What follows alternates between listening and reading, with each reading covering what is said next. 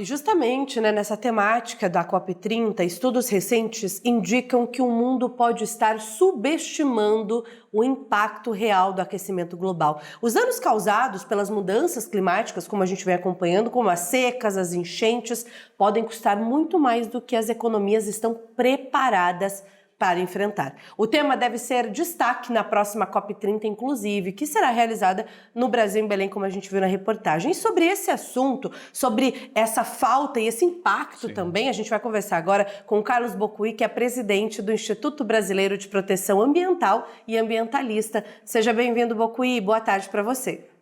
Boa tarde, Eduardo. Boa tarde, Rayane. É um prazer estar de volta. Bocuí, quando se fala em perigo climático subestimado, do que exatamente nós estamos falando? Quando a gente fala da economia, não é, do modelo econômico, nós sabemos, por exemplo, que ao longo dos anos, os economistas eles têm estudado os impactos futuros das mudanças climáticas. Isso é necessário porque os setores econômicos, como, por exemplo, o setor de seguros e outros, eles precisam de um alinhamento, de uma previsão aproximada, inclusive para fazer frente a essas situações. Porém, os estudos que eram feitos apenas levavam em consideração o aumento da temperatura dos países e não consideravam aspectos de macroeconomia, como, por exemplo, a temperatura dos oceanos e a perspectiva de impactos que acaba sendo gerada de uma forma global pela alteração climática.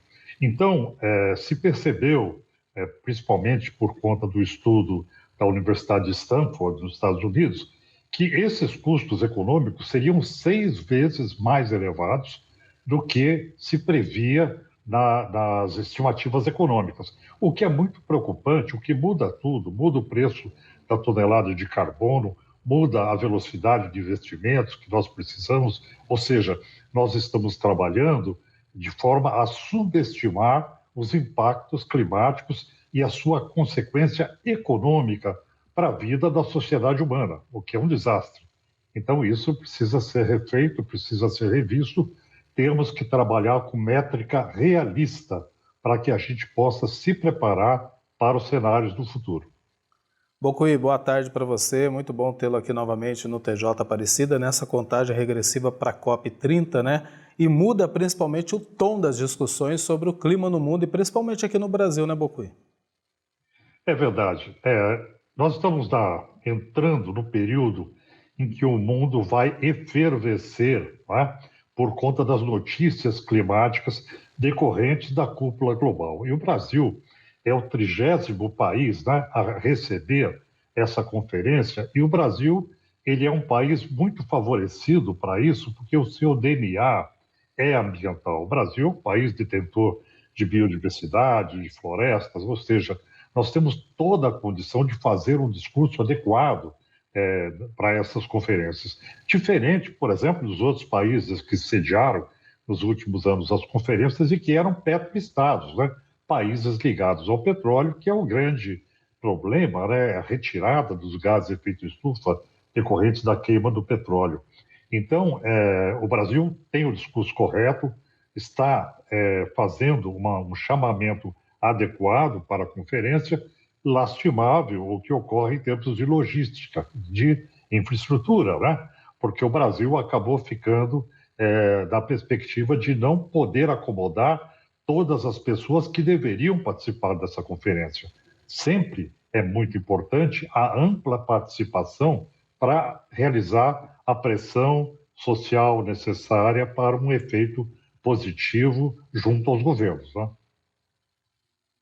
Bocuí, ainda falando, né, do meio ambiente, também dos impactos, um dado que chama a atenção é que recentemente a MapBiomas fez uma análise mostrando que a Amazônia perdeu uma área de vegetação no tamanho da França. Foram 52 milhões de hectares desmatados entre os anos de 1985 e 2024. Na sua visão, o mundo hoje está preparado para lidar com esses impactos? Ou ainda falta reconhecer a gravidade desse problema, como você disse, né? A partir de agora a gente vai começar a ser impactado com muitas notícias por conta da cúpula global. Você acha que ainda falta reconhecer tudo isso? Eu acho que falta, Raiane, um elemento importantíssimo que é a implementação, né? Uma coisa é você saber que determinada situação ela é prejudicial, como por exemplo, eu posso saber que o cigarro não é bom, mas eu não deixo de fumar, eu não mudo o meu comportamento. A sociedade humana vem se comportando dessa forma. Você sabe que o efeito é dramático, que a situação é difícil, mas nós não mudamos o nosso comportamento enquanto sociedade humana para deixar de desmatar a Amazônia, por exemplo, né? Para deixar de lançar gases de efeito estufa na atmosfera. Então, o que se percebe é que o cenário futuro ele acaba sendo hoje apresentado pelos cientistas de uma forma muito pior do que se previa anteriormente, ou seja, as consequências são muito duras. Então, nós temos que conseguir fazer esse salto entre saber que o aquecimento global ele é negativo, ele é muito duro, ele vai impactar a humanidade e transformar o nosso comportamento como sociedade para fazer frente a essa situação. Né? Então, eu creio que esse é o grande problema que o Brasil enfrenta também, que você tem legislação muito boa de proteção a florestas, mas não consegue implementar de fato essa legislação para impedir, por exemplo, o desmatamento da Amazônia. Né? Então, é preciso fazer a proteção ambiental real, né? Porque senão as consequências elas vão ser muito mais reais do que a gente espera. Bocuí, eu quero agradecer muito a sua participação e já convidá-lo, né, para as próximas edições do TJ Aparecida, nessa expectativa para a realização da COP30 em Belém, no Pará, que começa no dia 10 de novembro. Você já é o nosso convidado especial. Muito obrigado, viu? Muito obrigado, fico à disposição. Vamos acompanhar atentamente, né?